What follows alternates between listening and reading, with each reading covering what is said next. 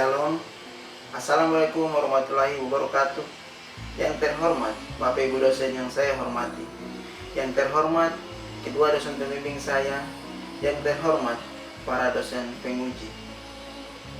Kali ini saya akan mempresentasikan hasil proposal skripsi saya yang berjudul Kinerja Perusahaan Perbankan yang terdaftar di Bursa Efek Indonesia. Saya akan memperkenalkan nama saya. Nama saya Nicholas Musa Wayangkau, NIM 200411034051 dengan konsentrasi keuangan. Satu latar belakang. Semakin berkembangnya perekonomian di Indonesia tidak terlepas dari adanya peran sektor perbankan, yang mana sebagai sumber pembiayaan industri dalam negeri. Oleh karena itu, apabila industri perbankan mengalami penurunan, maka tidak hanya akan berakibat buruk pada tingkat kestabilan sektor keuangan, namun juga akan berdampak terhadap kelangsungan sektor real, menurut Agustini pada tahun 2014. Para ahli yang kedua, menurut Persson, seorang ahli ekonomi yang berasal dari Belanda, memberikan penjelasan bahwa yang dimaksud dengan bank adalah sebuah badan atau lembaga yang bergerak di bidang keuangan dengan layanan menerima kredit, menerima simpanan dari masyarakat dalam bentuk giro, tabungan, dan deposit berjangka. Kinerja merupakan gambar prestasi yang dicapai perusahaan dalam kegiatan operasionalnya, baik menyangkut aspek pemasaran, keuangan, teknologi, penghimpun dana, penyalur dana, serta sumber daya manusianya. Menurut dua ahli, yaitu JP Saputra dan Dewi pada tahun 2019. Maka dari itu, penilaian kinerja perusahaan penting untuk dilakukan baik oleh manajemen bank, pemegang saham, pemerintah, serta pihak-pihak lain yang berkepentingan tanpa terkecuali perusahaan perbankan. Manajemen sangat memerlukan hasil pengukuran dan penilaian unit kerja bisnisnya. Selanjutnya, menurut Mayfi Lana pada tahun 2013, pengertian kinerja keuangan yakni penentuan ukuran tertentu yang mana dapat digunakan untuk mengukur keberhasilan suatu organisasi atau perusahaan dalam menghasilkan laba. Rumusan masalah. Rumusan masalah yang pertama, apakah pengaruh capital adequacy ratio secara signifikan terhadap return on asset? Yang kedua, apakah pengaruh loan to deposit ratio secara signifikan terhadap return on asset? Yang ketiga, apakah pengaruh non-performing loan secara signifikan terhadap return on asset? Yang keempat, apakah pengaruh BOPO, biaya operasional dengan pendapatan operasional, secara signifikan terhadap return on asset? Yang kelima, apakah pengaruh net interest margin secara signifikan terhadap return on asset? Dan yang keenam, di sini saya ada tambahkan dua variabel. Yang keenam, apakah faktor ekonomi secara makro berpengaruh terhadap kinerja perusahaan perbankan? Yang ketujuh, apakah faktor kondisi politik negara berpengaruh terhadap kinerja perusahaan perbankan? Tujuan dari penelitian saya itu yang pertama, untuk mengetahui capital adequacy ratio secara signifikan berpengaruh terhadap return on asset. Yang kedua, untuk mengetahui pengaruh loan to deposit ratio secara signifikan terhadap return on asset. Yang ketiga, untuk mengetahui pengaruh dan performing loan secara signifikan terhadap return on asset. Yang keempat, untuk mengetahui pengaruh BOPO, biaya operasional dan pendapatan operasional secara signifikan terhadap return on asset. Yang kelima, untuk mengetahui pengaruh net interest margin secara signifikan terhadap return on asset. Yang keenam, untuk mengetahui faktor ekonomi secara makro berpengaruh terhadap perusahaan perbankan. Dan yang ketujuh, untuk mengetahui faktor kondisi politik negara berpengaruh terhadap kinerja perusahaan perbankan.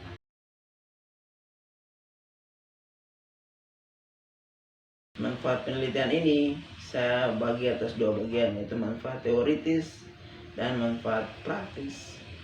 Manfaat teoritis adalah dapat menambah wawasan dan pengetahuan tentang kinerja perusahaan perbankan yang terdaftar di Bursa Efek Indonesia (BI), baik untuk mahasiswa maupun institusi pendidikan, terutama Fakultas Ekonomi jurusan akuntansi. Manfaat yang kedua adalah manfaat praktis. Manfaat praktis ini terbagi atas dua bagian. Yang pertama, manfaat praktisnya adalah untuk Dinas Kesehatan Kabupaten Yaukimo sebagai bahan masukan bagi perusahaan perbankan yang terdaftar di Bursa Efek Indonesia dalam melakukan evaluasi program kerja untuk meningkatkan kinerja perusahaan.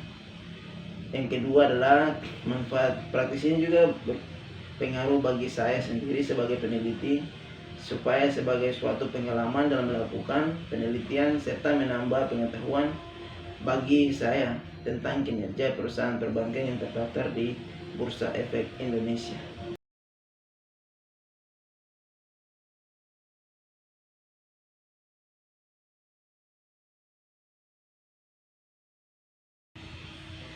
Kinerja keuangan adalah sebuah rangkaian kegiatan analisis yang dilakukan suatu perusahaan untuk menilai suatu perusahaan apakah dalam melaksanakan kegiatan operasionalnya dengan menggunakan aturan-aturan pelaksanaan keuangan secara baik dan benar.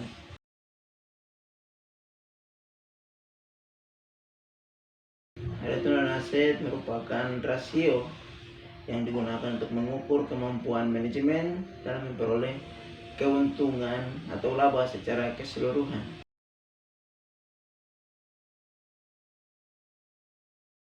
Karya itu kecukupan modal yang mana menunjukkan kemampuan bank dalam mempertahankan modal yang mencakupi, dan kemampuan manajemen bank dalam mengidentifikasi, mengukur, mengawasi, dan mengontrol risiko-risiko yang timbul yang dapat berpengaruh terhadap besarnya modal bank.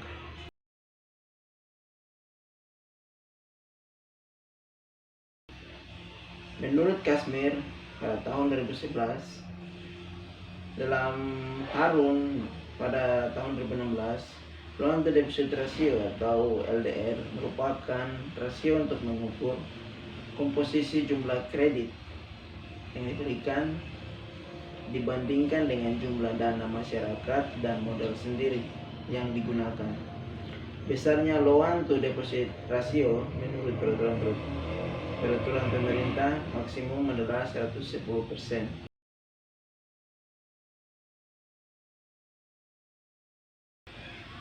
Dan performing loan menurut Dunil dalam Harun 2016 adalah debitur atau kelompok debitur yang masuk dalam golongan collectibility 345 dari 5 golongan kredit, yaitu debitur yang kurang lancar, diragukan, dan macet. Hendaknya selalu diingat bahwa perubahan penggolongan kredit dan kredit lancar menjadi NPL adalah secara bertahap melalui proses penurunan kualitas. Kredit lancar menjadi NPL adalah secara bertahap melalui proses penurunan kualitas kredit.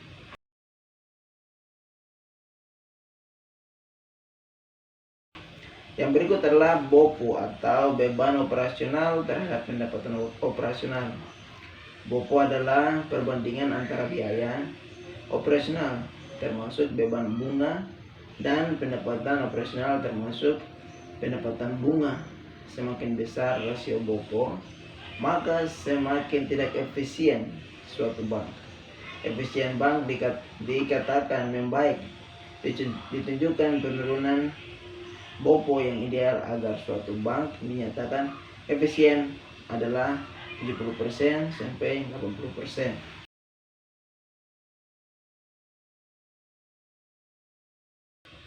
Menurut Pandia pada tahun 2012 dalam Harun pada tahun 2016 bahwa net interest margin atau NIM adalah rasio yang digunakan untuk mengukur kemampuan manajemen bank dalam mengelola aktiva produktif untuk menghasilkan pendapatan bunga bersih.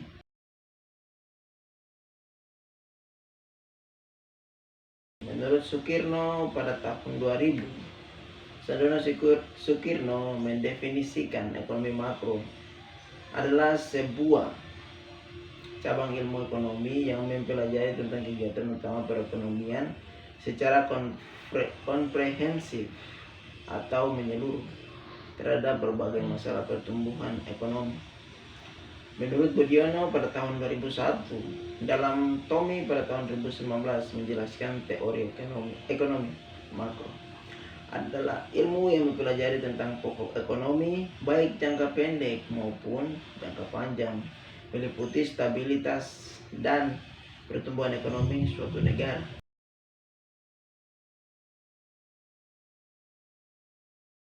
Menurut Thomas B. Jenkins dalam Rashid pada tahun 2017, the study of the political theory dibedakan dua macam teori politik. Sekalipun perbedaan antara kedua kelompok teori tidak bersifat mutlak. Teori-teori yang mempunyai dasar moral dan menentukan norma-norma politik.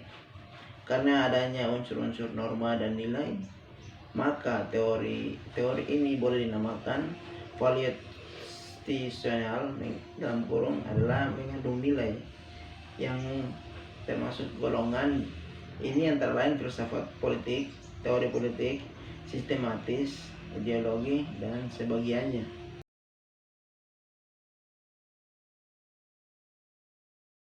Penelitian terdahulu yang pertama, Pinasti dan Mustikawati pada tahun 2018.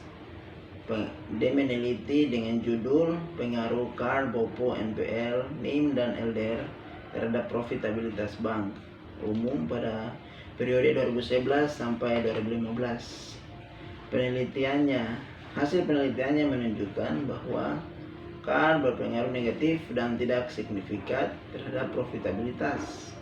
Yang kedua, BOPO berpengaruh negatif dan signifikan terhadap profitabilitas. Yang ketiga, NPL berpengaruh positif dan tidak signifikan terhadap profitabilitas. Yang keempat, NIM berpengaruh positif dan signifikan terhadap profitabilitas. Yang kelima, LDR berpengaruh negatif dan tidak signifikan terhadap profitabilitas.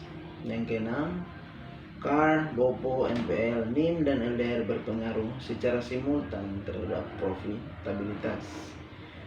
Penelitian yang kedua adalah menurut Yusriani pada tahun 2018 dengan judul penelitiannya yaitu pengaruh CAR, NPL, BOPO, dan LDR terhadap profitabilitas pada bank umum milik negara Persero di Bursa Efek Indonesia.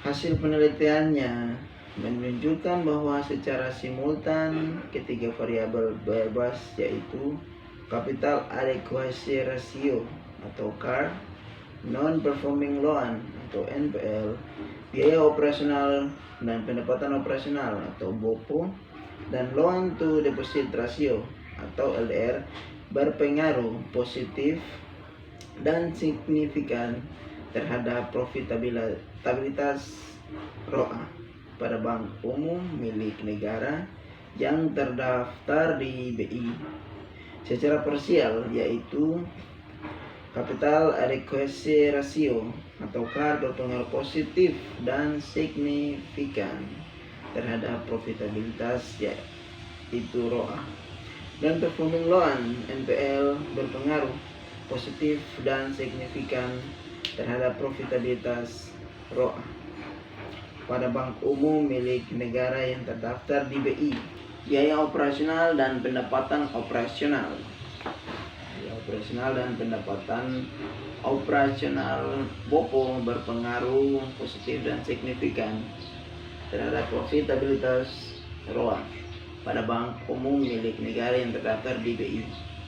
Loan to deposit ratio atau LDR berpengaruh positif dan signifikan terhadap profitabilitas ROA pada bank umum milik negara yang terdaftar di BI. Yang ketiga, menurut penelitian Harum pada tahun 2016 dengan judul Pengaruh Rasio-Rasio Keuangan KAR, LDR, NIM, BOPO, NPL terhadap ROA. Hasil penelitiannya menunjukkan bahwa capital adequacy ratio tidak berpengaruh terhadap ROA, dan LDR, loan to deposit ratio, berpengaruh signifikan terhadap return on asset. Net interest margin tidak berpengaruh terhadap return on asset. Efisiensi operasi BOPO atau biaya operasional terhadap pendapatan operasional berpengaruh signifikan terhadap ROA atau return on asset. Pengaruh NPL, non performing loan, terhadap return on asset tidak signifikan. Yang keempat, menurut Warsa pada tahun 2016 dengan judul Pengaruh KAR, LDR, dan NPL terhadap ROA pada sektor perbankan di Bursa Efek Indonesia. Hasil penelitiannya menunjukkan bahwa capital adequacy ratio berpengaruh positif dan tidak signifikan terhadap return on asset pada sektor perbankan di Bursa Efek Indonesia. Loan to deposit ratio berpengaruh positif dan tidak signifikan terhadap return on asset pada sektor perbankan di Bursa Efek Indonesia. Non-performing loan berpengaruh negatif dan signifikan terhadap return on asset pada sektor perbankan di Bursa Efek Indonesia. Dan yang kelima, atau penelitian yang terakhir, yaitu penelitian Suwandi dan Utomo pada tahun 2017. Penelitiannya berjudul Pengaruh KAR, NPL, BOPO, dan LDR terhadap ROA pada bonds devisa. Hasil penelitian dari keduanya adalah menunjukkan bahwa satu atau hipotesis yang pertama menyatakan bahwa variabel bebas capital adequacy ratio berpengaruh positif terhadap variabel terikat return on asset adalah ditolak. Dan yang kedua, hipotesis kedua yang menyatakan bahwa variabel bebas non performing loan berpengaruh negatif terhadap variabel terikat return on asset adalah diterima.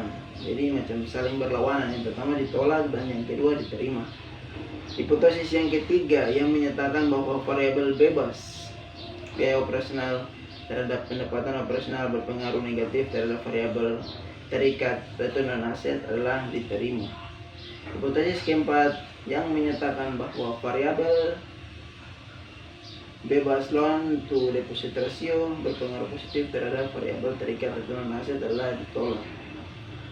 Hipotesis kelima yang menyatakan bahwa variabel bebas non-performing loan paling berpengaruh dominan terhadap variabel terikat, yaitu return on asset adalah, jadi yang kelima ini dia punya variabel bebasnya tuh terikat adalah diterima begitu.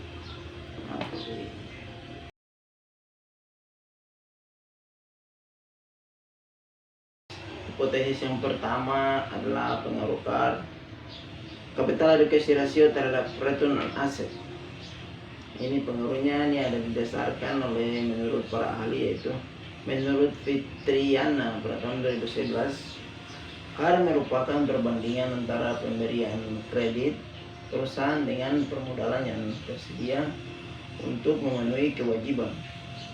KAR bermanfaat mendeteksi likuiditas perusahaan sehingga rasio ini berperan terhadap perubahan laba bank. KAR yang rendah menandakan bahwa perusahaan mengalami kesulitan likuiditas sehingga dapat menimbulkan masalah yang mengancam going concern perusahaan. Hipotesis yang kedua adalah pengaruh loan to deposit ratio terhadap return on asset.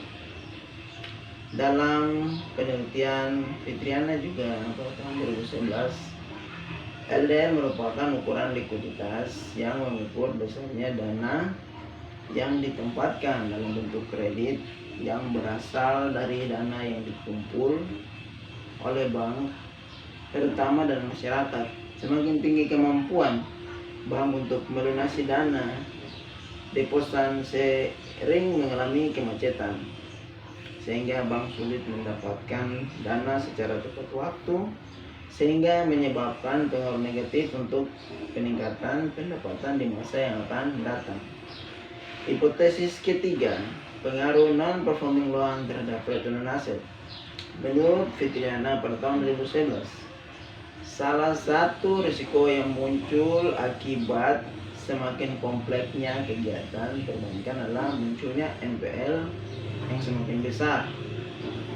NPL mencerminkan risiko kredit yang ditanggung pihak bank. Semakin besar skala operasi suatu bank, maka aspek pengawasan semakin menurun, sehingga risiko kredit semakin besar. Bank dalam memberikan kredit harus melakukan analisis terhadap kemampuan debitur untuk membayar kembali kewajibannya. Hipotesis yang berikut adalah hipotesis yang keempat, yaitu pengaruh badan operasional dan pendapatan operasional terhadap return on asset.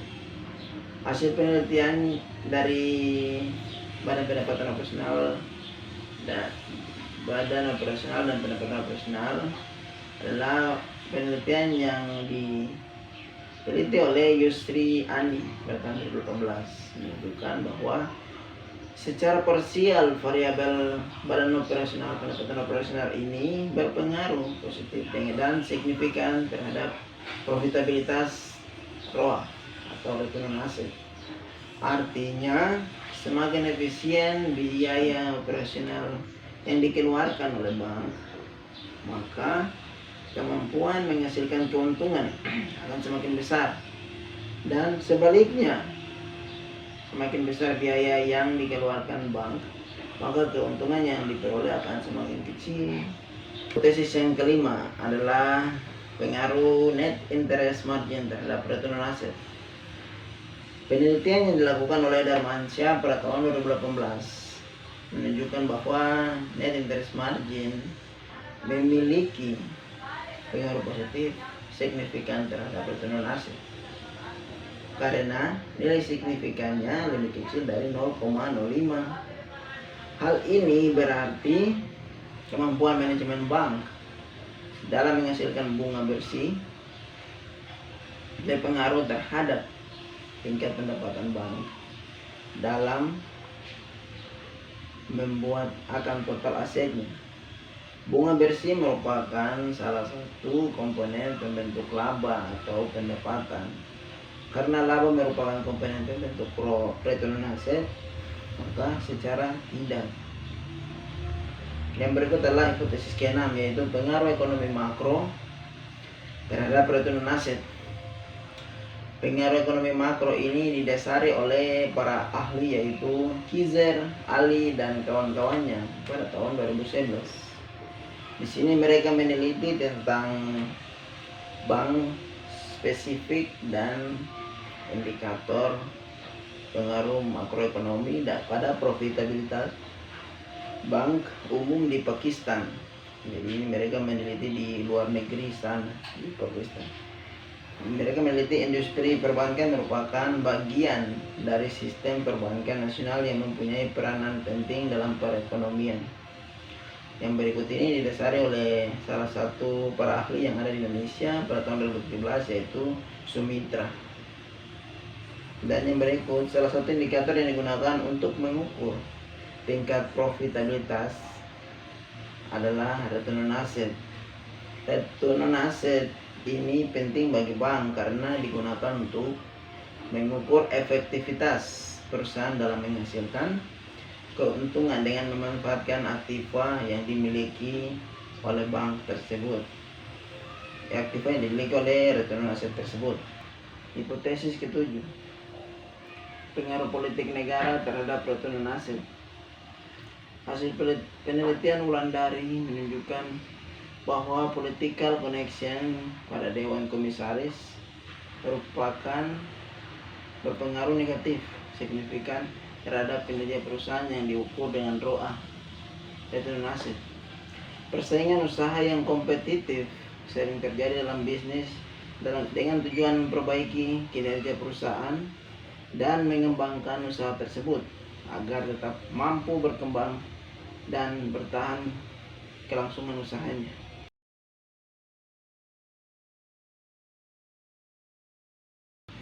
Penelitian ini ada dua model, maksudnya terbagi atas dua variabel, yaitu variabel independen dan dependen. Variabel independen ini terdiri dari 7 variabel, yaitu variabel pertama capital education ratio, variabel kedua loan to deposit ratio, variabel ketiga non performing loan, variabel keempat badan operasional dan pendapatan operasional. Variabel yang kelima adalah net interest margin. Variabel yang keenam adalah ekonomi makro. Variabel yang ketujuh adalah kondisi politik negara. Ketujuh variabel ini sedang diuji apakah pengaruhnya signifikan atau tidak, positif atau negatif terhadap variabel dependen. Variabel dependen ini cuma terbagi atas satu, yaitu return on asset. Yang berikut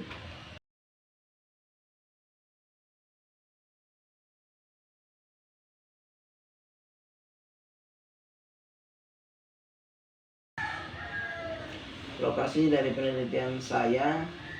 Ini tempat di mana saya meneliti atau melakukan penelitian adalah berpusat di BI atau Bursa Efek Indonesia.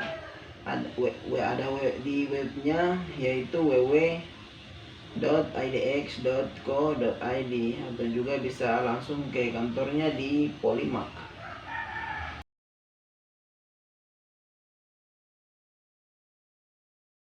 Populasi dan sampel yang saya pakai.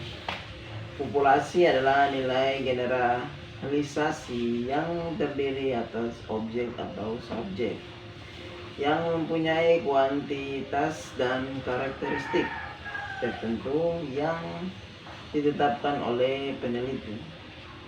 Populasi dalam penelitian ini adalah perusahaan perbankan yang terdaftar di Bursa Efek Indonesia periode 2015 sampai 2019. www.idx.co.id. Subjek penelitian ini terdiri dari laporan keuangan tahunan atau annual report yang dipublikasikan oleh masing-masing bank selama periode 2015 sampai 2019. Berikut nama-nama perusahaan perbankan yang dijadikan sebagai subjek penelitian.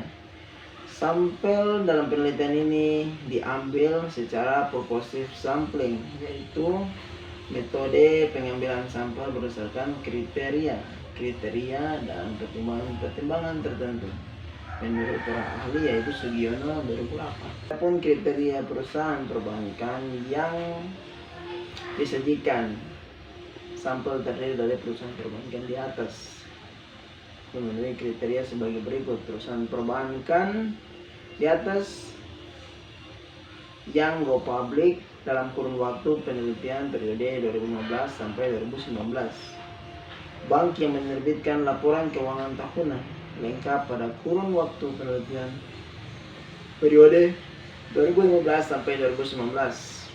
Maka sampel yang digunakan dalam penelitian ini adalah sebanyak 5 bank yang terdaftar di BI periode 2015 sampai 2019.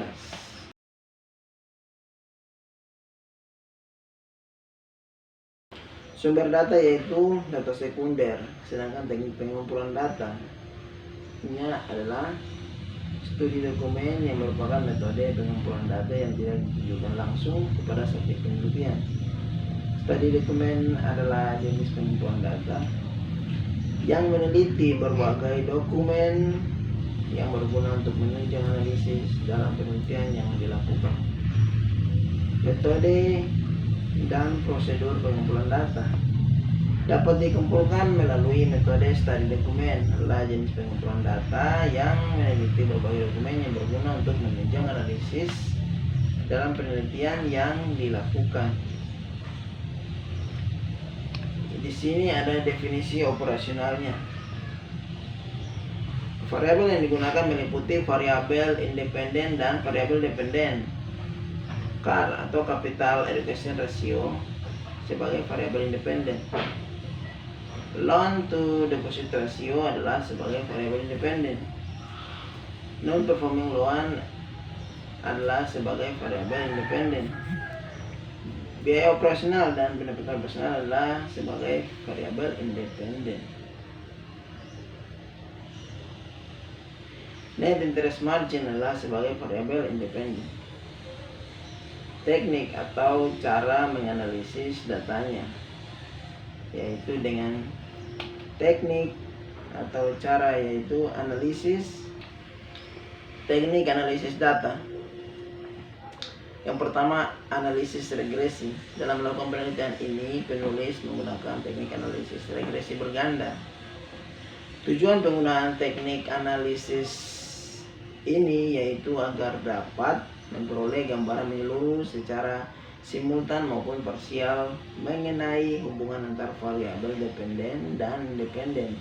Pengujian ini wajib untuk dilakukan agar bisa mendapatkan hasil terbaik dalam penggunaan teknik analisis regresi linear berganda. Tujuan penggunaan teknik analisis ini yaitu agar dapat memperoleh gambaran menyeluruh secara simultan maupun parsial mengenai hubungan antar variabel dependen dan independen. Pengujian ini wajib untuk dilakukan agar bisa mendapatkan hasil yang terbaik. Dalam penggunaan teknik analisis regresi linear berganda, pengujian dimaksud agar variabel independen tidak bisa selalu estimator dari variabel dependen. Yang berikut adalah uji asumsi klasik. Uji asumsi klasik ini terbagi atas 4 bagian, yaitu uji normalitas, uji multikolonialitas, uji autokolerasi, uji heterokedastisitas, dan yang berikut adalah uji hipotesis. Uji hipotesis ini terbagi atas 4 bagian, yaitu uji analisis regresi, uji parsial atau uji T, dan uji simultan atau uji F, dan koefisien determinasi dalam kurung R2. Oke, itu saja presentasi saya. Terima kasih atas waktunya. Mohon masukan dari Bapak Ibu dosen dan juga pertanyaannya. Jika ada kekurangan dari saya, mohon maaf. Terima kasih.